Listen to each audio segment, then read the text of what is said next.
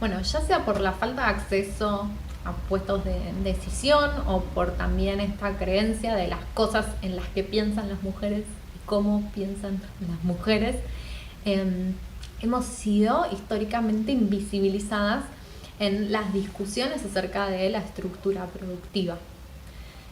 Y esto es, digamos, el corazón de una perspectiva de sostenibilidad o de conservación y preservación ambiental.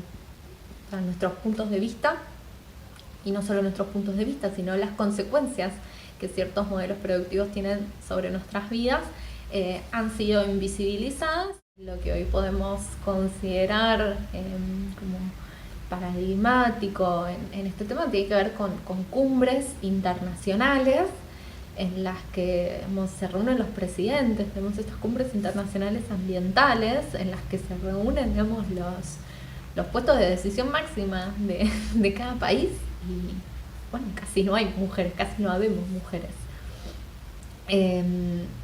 También, bueno, cuando hablamos, ¿no?, de las industrias más controversiales para el ambiente, como la minería, como el sector energético o bueno, el sector del petróleo, que digamos está contenido dentro del sector energético en general, tanto los puestos de decisión como los trabajadores son varones.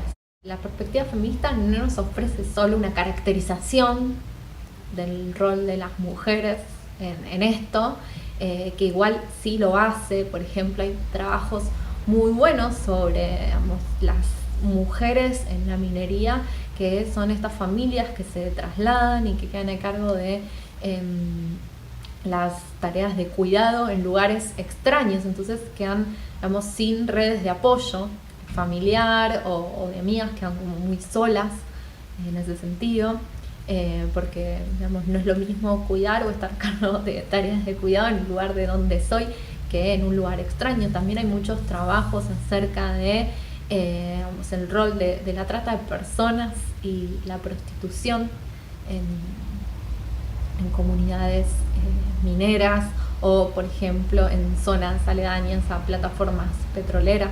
Pocas veces aparece en nuestras evaluaciones de impacto ambiental, ¿no? Como que se dice, bueno, ¿qué impacto tiene esto, el petróleo o la perforación en el ambiente? Y se habla, digamos, solamente de la contaminación del agua o, bueno, en el caso del fracking, de los posibles movimientos sísmicos, pero, digamos, no tenemos que olvidar que medio y ambiente también comprende a nuestras relaciones humanas. Entonces, bueno, tenemos estos ejemplos, o por ejemplo vemos el tema de la propiedad de la tierra en mujeres rurales, o el tema de en casos de desastres, como desastres en eventos meteorológicos extremos o en eventos como terremotos. Vemos que en general la cantidad de muertes en mujeres es mucho más alta que en varones, por cosas como que ante, por ejemplo, una inundación, las mujeres en general saben trepar, no saben tanto trepar árboles o nadar, o se quedan, digamos, con los niños y tardan en evacuar y cuestiones por el estilo. Y estas cosas que tienen que ver con, digamos, caracterizar la situación de las mujeres, que son una herramienta feminista, también son muy importantes en las políticas públicas. Pero, digamos, una vez que sabemos esto y tenemos, por ejemplo, que armar un plan de evacuación y capacitar en este sentido a las poblaciones, bueno, vamos a poner más énfasis en unos que en otros, o en estimular ciertas capacidades en unos que en otros.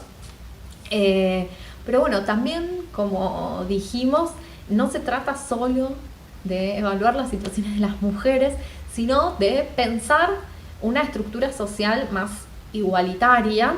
Y en ese sentido, digamos, también podemos preguntarnos esto de pensar que ciertas actividades de alto impacto ambiental traen un gran beneficio económico. Decir gran beneficio económico también es vago respecto a, bueno, a quiénes. Porque en general traen grandes beneficios económicos para poderes concentrados o para altos mandos del gobierno. ¿Qué impacto tienen, digamos, estos grandes beneficios económicos sobre la pobreza, considerando que el 70% de las personas pobres son mujeres? ¿Y qué impacto económico tendría, por ejemplo, para esas personas muy pobres tener acceso a la tierra. Bueno, respecto a esto les voy a leer un extracto de un texto de Maristela Svampa, que es una feminista, socióloga rionegrina, y en su caracterización de la situación de pandemia hace un foco muy importante en ambiente y políticas públicas. Me gustaría leerles una parte. Las causas socioambientales de la pandemia muestran que el enemigo no es el virus en sí mismo, sino aquello que lo ha causado. Si hay enemigo, es este tipo de globalización depredadora y la relación instaurada entre capitalismo y naturaleza. Aunque el tópico circula por las redes sociales y los medios de comunicación, este no entra en la agenda política. Esta ceguera epistémica, siguiendo el término de Horacio Machado Araoz, tiene como contracara la instalación de un discurso bélico sin precedentes. El discurso bélico confunde y oculta las raíces del problema, atacando el síntoma, pero no las causas profundas de este, que tienen que ver con el modelo de sociedad instaurado por el capitalismo neoliberal, a través de la expansión de las fronteras de explotación y, en este marco, por la intensificación de los circuitos de intercambio con animales silvestres que provienen de ecosistemas devastados. Como ven acá, ella no nombra el género directamente, en ningún momento. Sin embargo, es una perspectiva profundamente feminista, porque habla de la igualdad en sentido amplio, de la igualdad de acceso a los recursos y de la explotación de los recursos en función de los intereses de unos pocos. Y esa es como esta pregunta del feminismo que voy a repetir una y otra vez. Un mundo igualitario no es lo mismo que un mundo igualitario en cuanto al género. O sea, si nosotros hoy cambiáramos en los puestos de poder y en los puestos de decisión, a los varones los sacamos y ponemos la mitad de mujeres, y en todos lados hay mitad de mujeres y mitad de varones, no necesariamente vamos a tener un mundo igualitario, y eso no será feminista. Las feministas también hablamos mucho del concepto de interseccionalidad, que es que el género no es la única categoría de opresión. O sea, que no es lo mismo ser una mujer blanca universitaria que ser una mujer negra sin educación. No es lo mismo ser lesbiana que heterosexual. Y esto no quiere decir que son factores de agregación, o sea, que yo voy sumando tics de opresión, sino que es un todo. Entonces nosotras siempre pensamos en ese sentido, en ir contra la desigualdad, no solo contra la desigualdad de género, sino que el género es lo que nosotras hemos tomado de punto de partida para evidenciar cómo la desigualdad es tan constitutiva del ordenamiento social, que esta manera en la que nos organizamos no existe si no existe la desigualdad. Y la desigualdad de género, digamos, es tan evidente y se ve en tantos lados y hay tantos ejemplos que es muy útil para mostrar este concepto. Pero es la distinción entre sostenibilidad y sustentabilidad. Muchos de ustedes sabrán que sustentabilidad, este término que escuchamos por todos lados, es en realidad una mala traducción de una cumbre de hace muchos años de sustainability. Creo que fue la cumbre de Río en el 91, cuando empezó a usar este término. Pero a mí me gusta porque yo veo una distinción de hecho. La sustentabilidad en general se usa para plantear un modelo en el que esta estructura productiva es conservada pero con menor impacto ambiental, en el sentido estricto de impacto ambiental del que hablaba antes, ¿no? Por ahí menos emisiones de gases, menos polución, menos detracción del suelo, menos eventos climáticos extremos asociados, menos deforestación, etc. Pero tomando, como prioridad sostener la producción, la demanda productiva y los márgenes de ganancias de quienes participan de esa estructura productiva en general. Sustentabilidad está asociada a eso, ¿no? A estos planes de las empresas, de responsabilidad social empresaria. Y la sostenibilidad, en cambio, tiene que ver con mantener a largo plazo condiciones de vida prósperas para la mayor cantidad de población posible. Entonces podríamos decir que las feministas en general rechazamos también dentro del ambientalismo, las feministas ambientalistas, en general rechazamos una perspectiva de sustentabilidad para plantear una perspectiva de sostenibilidad. Por último, me gustaría reseñar brevemente las posturas, feministas que más se relacionan o que más han hablado de temas ambientales.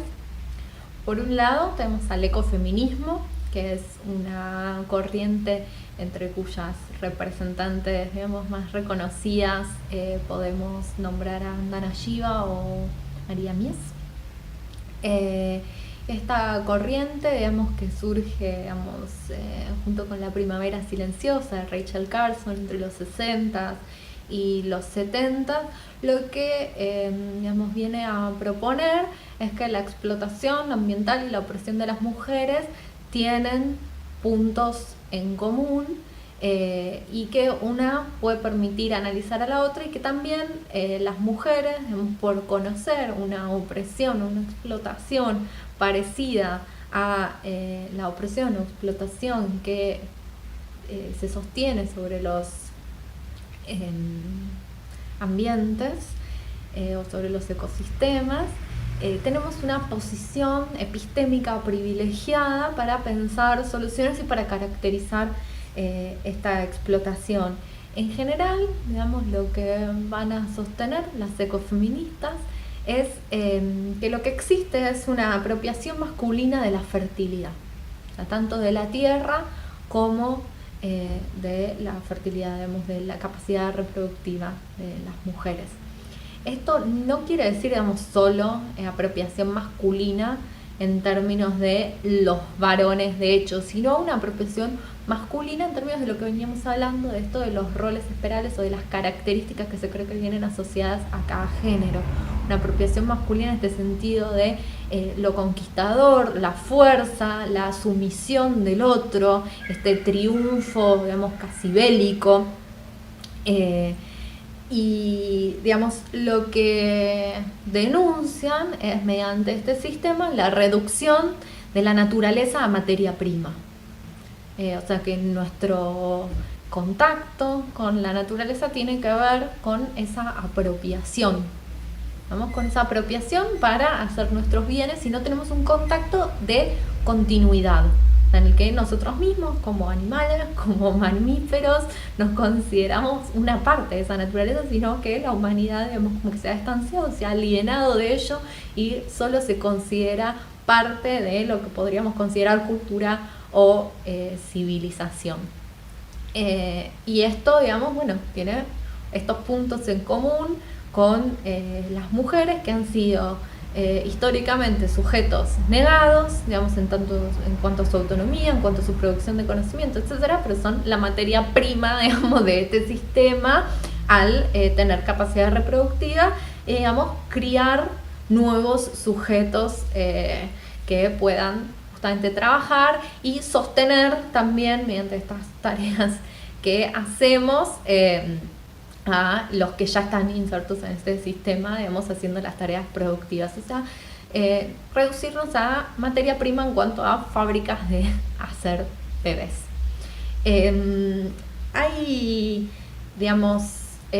una creencia acá de una dominación común en todas las formas de opresión, que esto, era lo que veníamos diciendo, la perspectiva de género, la perspectiva feminista sostiene esta cuestión de dominación común en todas las formas de opresión, desde este punto de vista en el que, no basta solo con solucionar la variable de género para un mundo feminista, sino, esto lo voy a repetir, ¿no?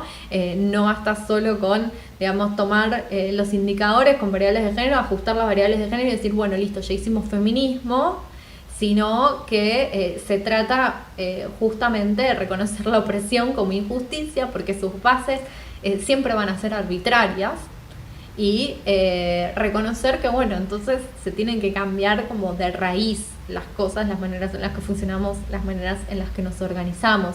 El género se toma como punto de partida para analizar ese elemento común de dominación en todas las formas de opresión y explotación, desde los feminismos como teoría emancipatoria, porque bueno, nos dieron en principio a las mujeres, pero luego digamos esto se amplió a otras identidades, este punto de partida en el que a través de nuestras experiencias de vida pudimos observar y caracterizar una cuestión sistemática desde nuestra condición de género.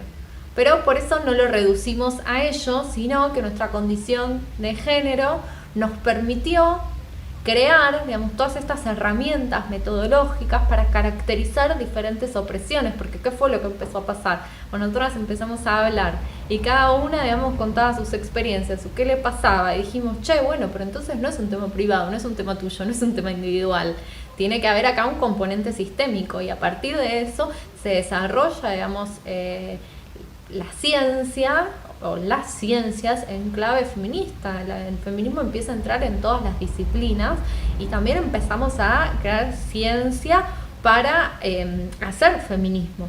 En los últimos años han surgido, esto es muy nuevo, desde las perspectivas aceleracionistas, las perspectivas xenofeministas, que son, digamos, nuevas perspectivas que ponen un foco en la tecnología, como las tecnologías, como herramientas que nos podemos apropiar para conseguir una nueva sociedad, y que también habla muchísimo de ambiente. Así que me gustaría leerles algunas partes de este libro de Helen Hester, que me parece que se llama Xenofeminismo, lo tienen ahí en el documento. Hace críticas muy interesantes a los discursos que comúnmente asociamos a perspectivas, digamos, más conservacionistas o más sostenibles. Uno de los puntos súper interesantes que ella señala es lo que llama la perspectiva del niño, o esto de el énfasis en los niños y en que el ambiente lo queremos cuidar para los niños y para que los niños tengan, digamos, un futuro mejor. Entonces dice: de hecho, como bien señala Edelman, que es otro autor, ¿qué otro valor podría salvarse de todo cuestionamiento porque es obviamente incuestionable como el de la inocencia del niño? Existen muy pocas posiciones desde las cuales alguien pueda justificar su resistencia a actuar en favor de los niños, y por ende esto lo convierte en un imaginario efectivo en términos de movilización política. Entonces, si el niño puede ser utilizado de manera productiva en el marco de las luchas del activismo ideológico, ¿por qué cuestionarlos?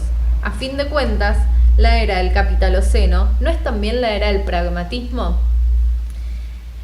De hecho, por su propio funcionamiento, el futurismo reproductivo puede llegar a clausurar toda posibilidad de algo extraño o distinto en la medida en que vincula la procreación a la incesante propagación de lo mismo.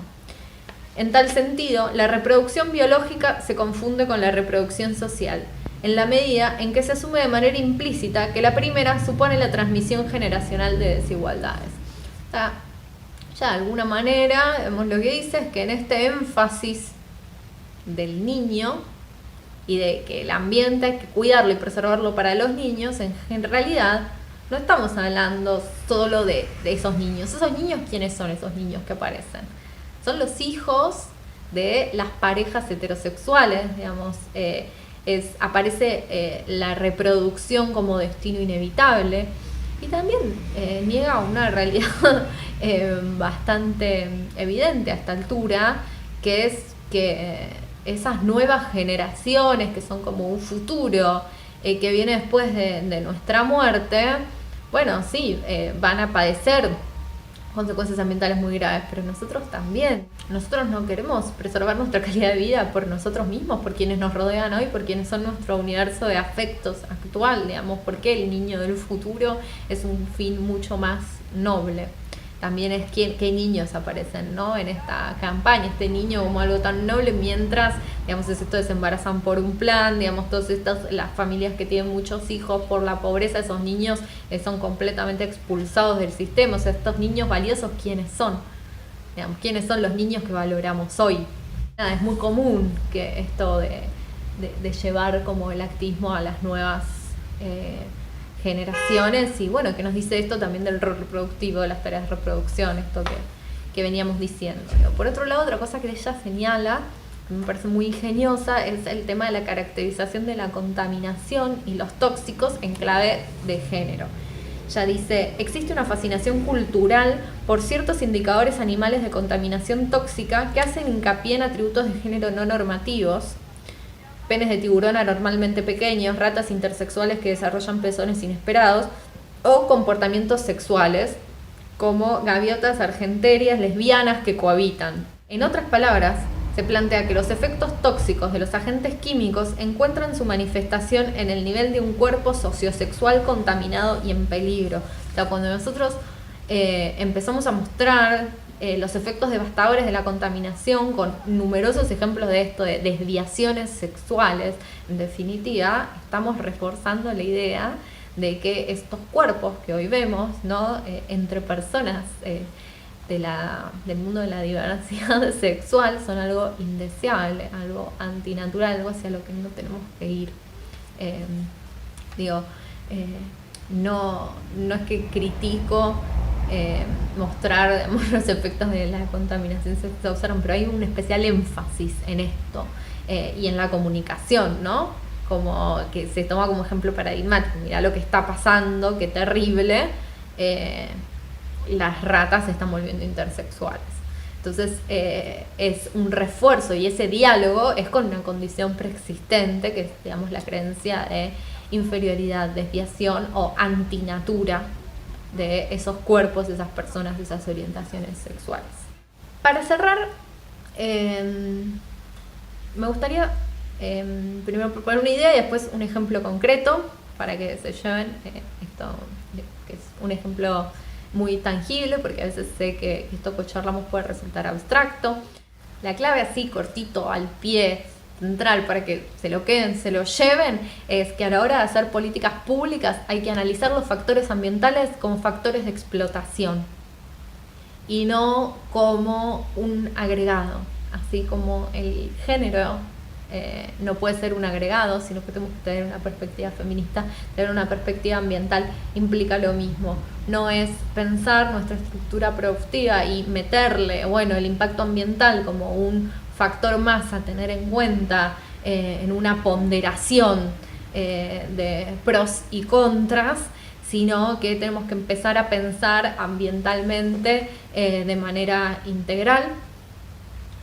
Porque bueno, los tiempos realmente apremian.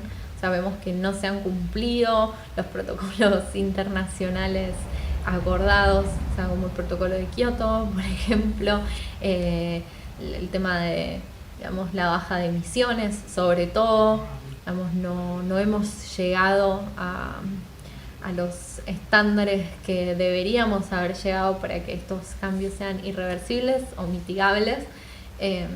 Entonces, bueno, realmente estamos en una situación de emergencia que requiere empezar a pensar de otra manera, porque la manera en que veníamos pensando no funciona.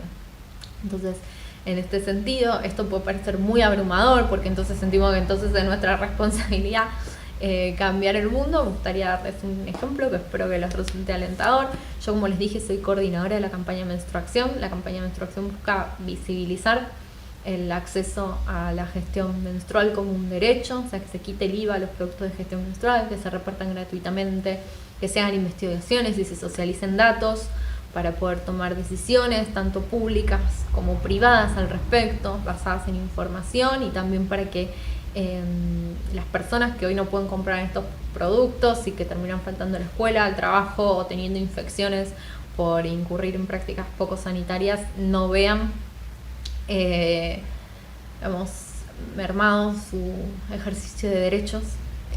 En el marco de esta campaña, nosotras también visibilizamos fuertemente el tema del impacto ambiental de la producción de toallitas y tampones, y es un caballito de batalla súper importante para mostrar justamente que la desigualdad no es un tema de género, en el sentido de que esto no importa solo a las personas que menstruan, porque el acceso a un ambiente saludable es un derecho de todos y todas, y el acceso a decidir cómo se explotan nuestros bienes comunes, que es lo que también llamamos recursos naturales, también es un derecho de todas y todas, del que hoy estamos completamente alienados y alienadas, y es una responsabilidad enorme la de gestionar los bienes comunes, que se ha, trasladado a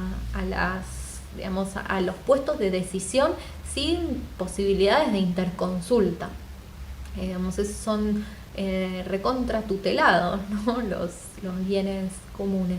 Entonces a nosotras nos sirve muchísimo cada vez que nos preguntan, bueno, pero esto ¿por qué le va a importar a la gente y no solo a las personas que menstruan y no pueden comprar sus productos, o bueno, las personas que menstruan y se pueden sentir identificadas? Bueno, porque en la producción de toallitas y tampones se desmonta selva nativa para hacer monocultivos, y eso es patrimonio de todos y todas, porque esa producción, la extracción de la pasta fluff, que es el componente primario, conlleva, también vertido de contaminantes y peligro para los trabajadores y trabajadoras que lo hacen, por la exposición química, y también porque estos productos generan un montón de basura, residuos patogénicos que van a rellenos sanitarios, y eso es de incumbencia ciudadana y no solo de quienes lo producen. Ojalá les haya dado una idea más clara de la relación entre feminismo, género, ambiente y sostenibilidad. Y bueno, tienen los materiales en el documento, que son poquitos y concisos, y una guía corta de buenas prácticas, que resume algunos de los puntos de esta charla. Les agradezco nuevamente haberme escuchado, y bueno, espero que podamos compartir en otra oportunidad y otras circunstancias. Hasta luego.